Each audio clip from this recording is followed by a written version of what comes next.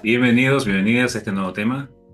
Hoy día vamos a estudiar uno de los temas más importantes de la biología, la evolución de los seres vivos a lo largo del tiempo geológico. Este tema nos permite entender cómo surgió la vida, cómo ha cambiado el planeta y cómo los seres vivos se han ido adaptando hasta la actualidad.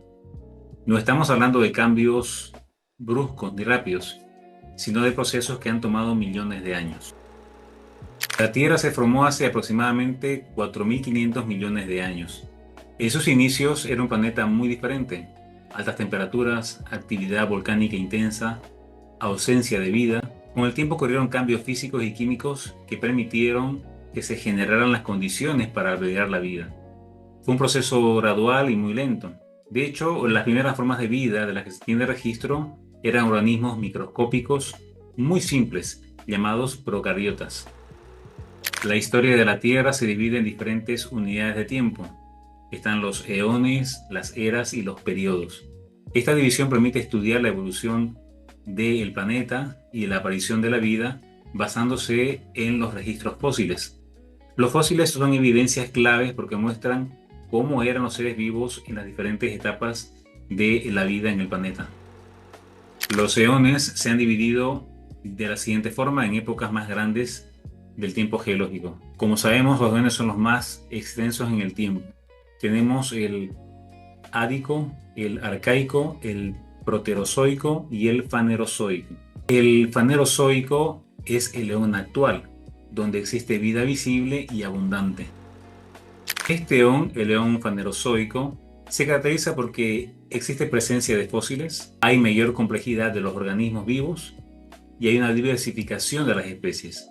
Es en este eón que aparecen la mayoría de las especies de seres vivos que conocemos hoy día.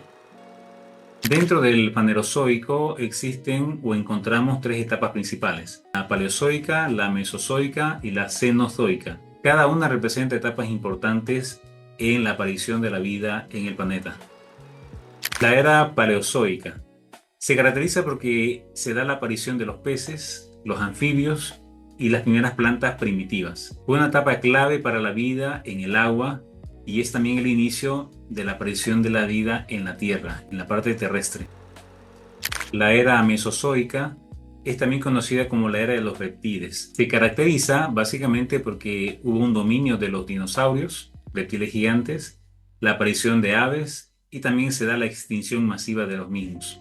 De hecho, la extinción de dinosaurios permitió luego el desarrollo de los mamíferos. La era Cenozoica es la era actual. Se caracteriza porque tenemos mamíferos, hay una gran presencia de mamíferos. El ser humano surge en la historia de la Tierra, aparece como tal, y también se da el desarrollo de las plantas modernas. Aquí se consolida la vida como la conocemos hoy día. Existe una teoría que es la teoría de Darwin de la evolución de las especies, que plantea que es un proceso mediante el cual los seres vivos van cambiando con el tiempo. De ahí el término evolución. Esta teoría plantea que es un proceso lento, se dan cambios graduales y siempre alineados con las adaptaciones al medio ambiente. Básicamente la evolución plantea de que las especies aparecieron gradualmente y no de un día para otro, sino a partir de procesos que duraron miles o millones de años. Hay algunos indicios de esta teoría que tratan de respaldarla y que muchos de sus adeptos las utilizan para poder indicar de que en realidad es una evidencia real o que son hechos reales. Pero lo cierto es que son sencillamente posibilidades que están presentes en la naturaleza y que de alguna forma nos muestran cómo la vida va surgiendo a lo largo del tiempo. Están, por ejemplo, los fósiles, que son básicamente las evidencias paleontológicas que nos muestran el surgimiento de diferentes especies en el tiempo. También se da el desarrollo embrionario, que son como las evidencias embriológicas. Hay también evidencias anatómicas, como tiene que ver con la comparación de los órganos. Básicamente el funcionamiento de la vida es muy similar internamente. Muchas veces solamente es la apariencia de los organismos la que cambia. También hay algunas características biográficas que tienen que ver con la ubicación en la que están las especies y por tanto cómo se distribuyen a lo largo del planeta y en función también a las características climáticas y geográficas. Todas estas son básicamente las pruebas o elementos que nos ayudan a entender cómo es que se presenta la vida. Desde el punto de vista de esta teoría de la evolución, estas evidencias muestran o tratan de mostrar que existieron cambios graduales en las diferentes especies hasta las actuales. Un científico llamado Lamarck nos plantea lo siguiente con relación a la aparición de la vida en el planeta. Primero, él plantea el tema del uso y el desuso.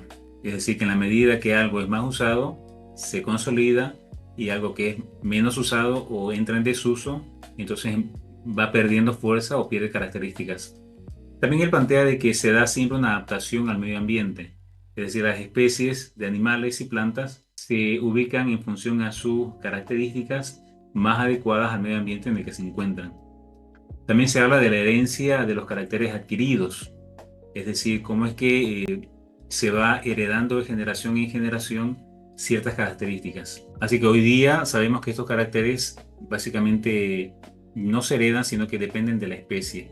Cada especie tiene características propias y únicas de la especie, que no se comparten con otras especies, aunque pueden ser similares. Complementando la teoría de Darwin, el darwinismo plantea que existe una selección natural, vale decir que las condiciones ambientales terminan definiendo qué especie se mantiene con vida y qué especie desaparece. De ahí viene la idea de que sobrevive el más apto, y también plantea de que existen cambios heredables. Así que es una teoría que hoy día nos plantea una explicación a la aparición de la vida, como también hay otras teorías que hacen lo mismo.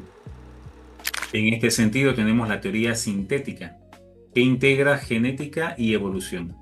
Esta teoría plantea las mutaciones. Básicamente tiene que ver con cambios bruscos, ¿verdad?, en la anatomía, en la fisiología de las especies. Habla de recombinación genética y también plantea la selección natural. Básicamente explica que estos cambios evolutivos, estos cambios en las especies, ocurren a nivel del ADN. Por tanto, se plantea que los mecanismos de la evolución de las especies, siguiendo la teoría de Darwin o esta teoría sintética, tienen que ver justamente con las mutaciones, estos cambios bruscos debido a cambios genéticos. Se plantea también la selección natural como un mecanismo. Está también la deriva genética, ver en qué resulta cada gen en función a sus características. Y también las migraciones, porque dependiendo de las condiciones geográficas, también se dan las adaptaciones. Esto básicamente es la explicación que se da desde la teoría sintética y la teoría darwinista. También se plantea de que existen básicamente estos cambios en las especies debido a situaciones de aislamiento, de adaptación o cambios acumulados. En todos los casos hay un determinismo de las condiciones ambientales, de las condiciones eventuales que se van dando en el momento en que la especie está en curso, que van determinando luego la adaptación de la misma a esos cambios. Luego tenemos la aparición del ser humano en la historia de la vida en la Tierra. Han existido diferentes tipos de homínidos que han ido surgiendo, de los cuales se tienen restos fósiles muy reducidos, muy limitados. Está el Australopithecus, el Homo habilis, el Homo erectus y el Homo sapiens. Entonces, dependiendo de la teoría, la explicación puede ser distinta. La teoría evolucionista plantea de que hubo un proceso lineal de cambio gradual en estas especies homínidas hasta llegar al ser humano actual. Sin embargo, es una teoría que no está respaldada del todo por la evidencia arqueológica. Una de las características más importantes en el desarrollo de la especie humana es el desarrollo del lenguaje es clave para la organización social. Así que estudiar la aparición de la vida en el planeta, la aparición del ser humano en la historia de la vida, es muy importante porque nos ayuda a entender cómo se fue dando, cómo es que las condiciones permitieron de que desde su aparición se fuera distribuyendo en diferentes lugares geográficos, cómo es que también el lenguaje cumplió una función importante para la constitución de sociedades y también el desarrollo de la cultura. En conclusión, podemos decir que el estudio de la aparición de la vida en el planeta es muy importante. Nos permite entender a grandes rasgos cómo es que la vida se va dando espacio y se va creando el lugar para entonces establecerse. Que muchas veces en condiciones geográficas y climáticas muy adversas, aún allí la vida prospera. Esto nos enseña de que la vida siempre lucha por sobrevivir, aunque parezca algo redundante. Y para seguir profundizando en este tema, te invito a continuar en el aula virtual.